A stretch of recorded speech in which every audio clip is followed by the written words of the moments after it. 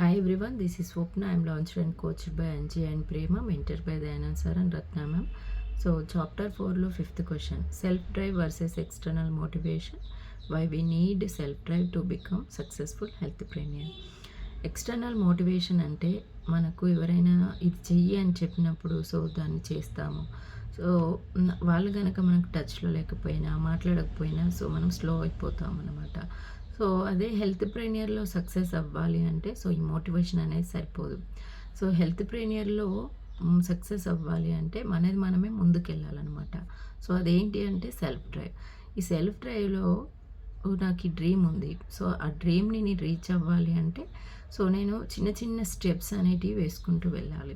So అలా మనకు ఈ సెల్ఫ్ డ్రైవ్ అనేది పెరగాలి అంటే సో మన డ్రీమ్ ఏందో రాసుకోవాలి ఫస్ట్.